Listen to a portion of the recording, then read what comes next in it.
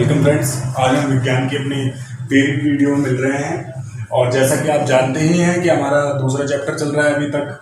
अभी थोड़ा सा लंबा चैप्टर है तो थोड़ा सा टाइम लगेगा, मैंने आपको कल भी बोला था ये बात। चलो आज हम अपना टॉपिक की तरफ बढ़ते हैं।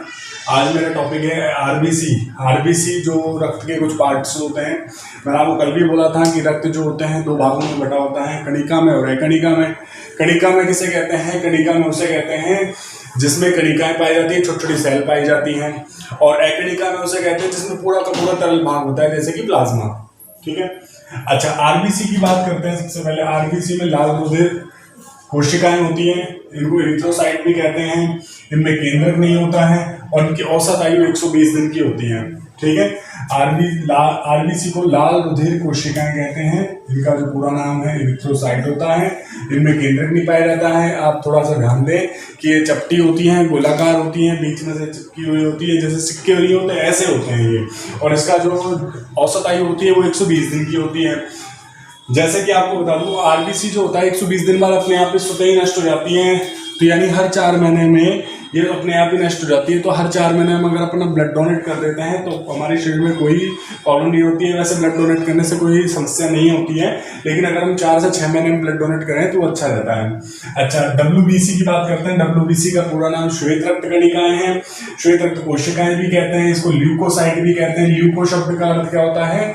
रंगहीन। ल्यूको शब्द का अर्थ क्या होता है?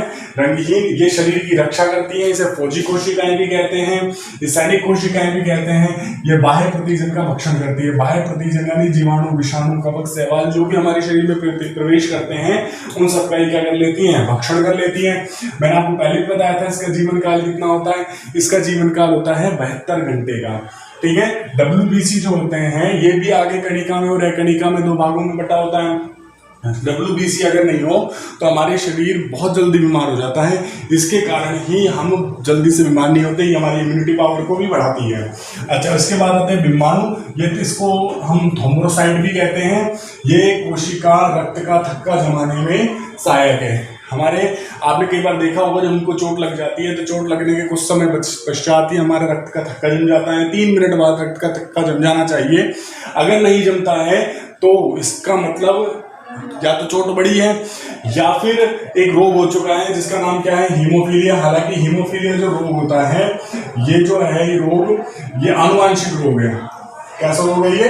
आनुवांशिक रोग है।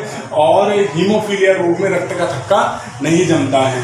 रक्त का थक्का 3 मिनट में जम जाना चाहिए। अच्छा, इसके बाद रक्त के कार्य की बात करते हैं। रक्त गैसों का विनिमय करता है, ऑक्सीजन का एक स्थान से दूसरे स्थान पर ले जाने का कार्य करता है, एक कोशिका से दूसरी कोशिका में ले जाने का कार्य करता है, और कार्बन डाइऑक्साइड को वापस हृदय में लाने का कार्य करता है।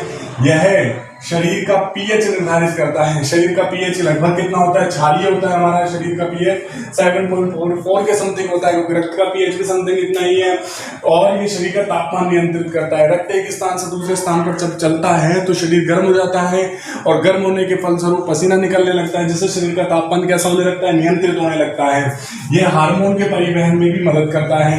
आपको पता होना चाहिए अंतःस्रावी ग्रंथियां जो होती है हार्मोन को निकालती हैं, और अब जब हार्मोन को वो निकालती हैं तो क्या होता है कि अब अंतःस्रावी ग्रंथियां जो है वो नलिका विहीन है, उनके पास नलिकाएं नहीं होती है, तो वो अपना जो स्त्राव होती है वो डायरेक्ट रक्त में करती है।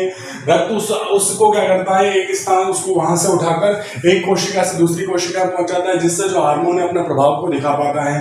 प्रतिरक्षण का कार्य करती है। जो क्या बोलते हैं, रक्त जो होता है वो स्वयं की रक्षा करता है और हमारी बॉडी की रक्षा करता है।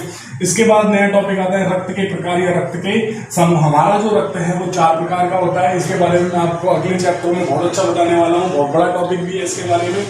फिलहाल बात करते हैं हमारा रक्त A B O blood group में बटा होता है। इसके अलावा एक RH फैक्टर भी होता है, जिसके कारण हमारा जो रक्त है एक नए ग्रुप में बढ़ जाता है, जैसे कि ए ब्लड ग्रुप, बी, AB और O ब्लड ग्रुप। A+ भी होता है, A- भी होता है। जिसमें RH कारक होते हैं वो तो A+ होते हैं, जिसमें RH कारक नहीं होता है वो A- में होता है। A+ A minus, B plus, B minus, ऐसे ही चारों ब्लड ग्रुप होते हैं।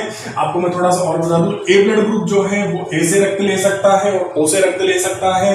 B ब्लड ग्रुप जो है वो B से रक्त ले सकता है और O से रक्त ले सकता है। AB जो ब्लड ग्रुप है वो सबसे रक्त ले सकता है और जो O ब्लड ग्रुप है वो सबको रक्त दे सकता है। इसीलिए AB जो है वो तो क्या है, सर्वग्राही है। क्या है?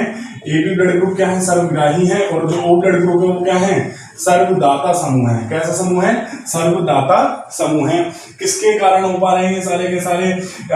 ये सारे के सारे, इसके बारे में हालांकि मैं बड़े विस्तार से आपको अगले चैप्टर में बताऊंगा। RH कारक के कारण ये सब कुछ संभव हो पा रहा है। अच्छा, रक्त, आज का जो मैं आपको प्रश्न दे रहा हूं वो यह है, रक्त परिसंचरण किसे कहते हैं? रक्त का एक स्थान से, एक कोशिका से दूसरी कोशिका में जाना, हृदय में वापस लौट कर आना, रक्त परिसंचरण कहलाता है। परि यानी चारों तरफ, संचरण यानी घूमना। रक्त का एक स्थान से दूसरे स्थान पर चारों तरफ घूमना ही क्या कहलाता है? रक्त परिसंचरण कहलाता है। सर्वग्राही रक्त समूह कौन सा है? अभी मैंने यहाँ लिखा है सर्वग्राही रक्त समूह कौन सा है? AB ब्लड ग्रुप सर्वग्राही रक्त समूह होता है।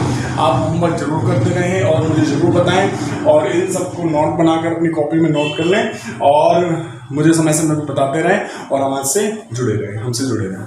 थैंक्स।